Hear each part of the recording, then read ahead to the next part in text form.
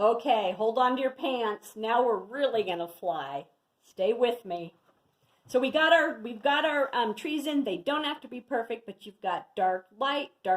See that? I lost it a little bit here, but that's okay. I can always come back, and I can tune them up. Like I got a little weird here. I can just take some water if I want to and just kind of tune that up.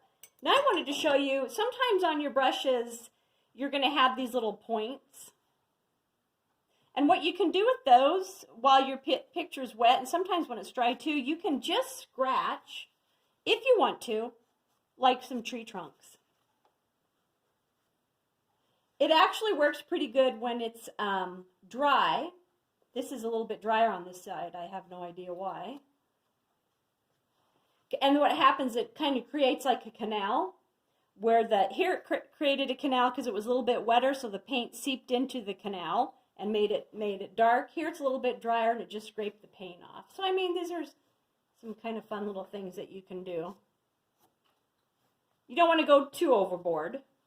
Just give idea that maybe you got a tree back there. And so that's what a lot of this stuff is. Sometimes you can scratch grasses, hair, whatever. Okay, here we go. We're going to get this guy wet. So remember my thing, you're nice and dry. Once it's dried, it's set. We're going to get it wet.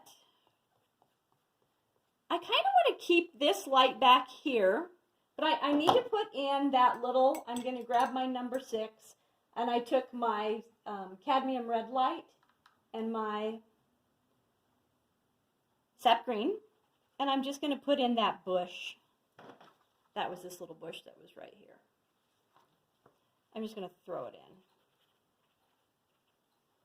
You know what? You can, I'm moving pretty fast. Remember, we took the sap green and ultramarine blue, and whenever bushes are dark at the base, same as trees and foliage. So you go dark light. That looks pretty good.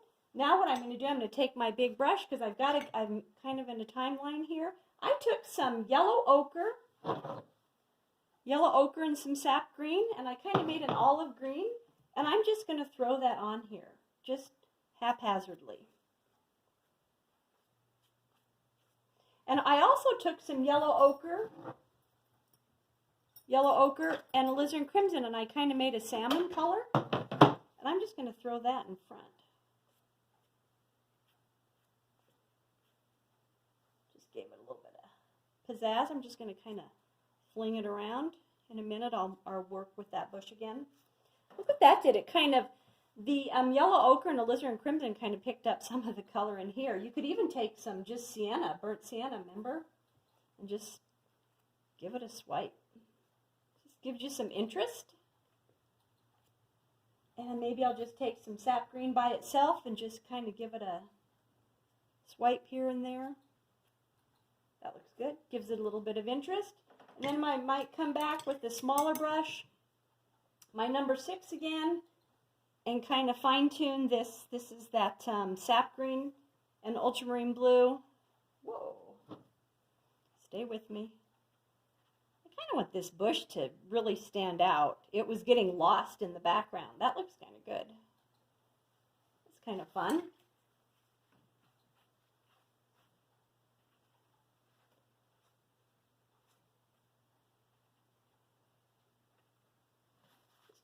Beat up bush. You could even wait for it to dry and dry brush your bush in if you wanted to. This is again where you could take, if you wanted to take that pointy end of your brush. You don't have to, but you can kind of give it some, so see it kind of acts like a canal. It kind of puts a divot inside the paper while it's wet, and so the paint bleeds into that canal that you created. That looks good. I like that yellow up against it. Look at contrast, contrast. Look at that contrast. See how that kind of stuck out? Pretty neat. Now what you can do, oh, see, now look at the contrast. Dark, light, dark, light. Remember, I always like to do the little spritzy weird things. Kind of cover up your building. It really doesn't matter. I've got my number 6. I'm going to take some burnt umber and some sap green if I want. I want to get too that looks pretty good. And then leave it. And remember what I told you. You can always come back. This is, see, we've got some nice contrast. This is where you do the fun fine-tuning of the piece. Burn umber and black. You can do burn umber and ultramarine blue. And this is where you can just kind of, where you start, you can darken these up a little bit if you want to darken under here. You can, I went back and I outlined where the doors, the hinges are. I kind of strengthened these a little bit. I went back and made some boards here. So you can always bring your darks in last. I kind of did a little bit of fun stuff here. You can kind of do some, you want to fine tune it. This is your last part of your piece, which is kind of the fun part where it kind of makes it, turns it into a piece. You can tighten up your windows, all kinds of stuff. I came back, you can come back with your liner and put your shingles in front of your building. I tightened up the lines on the side of the building. So I think it looks, I can always come back when this is nice and dry, and I can go darker underneath the building. That kind of anchors it. You can do all kinds of things. You can keep, you can go darker, you just can't go lighter. So there's your little one.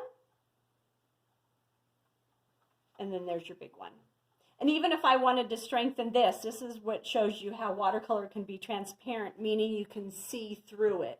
Where I took just straight ultramarine blue and I really watered it down, and I did a dry brush shadow over the front end of this building. And I kind of pulled it over here too. You can see it a little bit better. But this is just a really kind of fun piece. And like I said, you can come back and you can do little lines. You can tighten these up. Just by, as soon as I started putting the windows in and started doing the lines, it kind of came to life. And I put the roof in, put my tree line back behind it. You can learn how to scrape some trees. Also, a toothpick works good to scrape. And so does an old credit card if you don't have the deal on your brush. So an old credit card and a toothpick work well too. So until next time, don't lick your brush. And thanks for staying with me.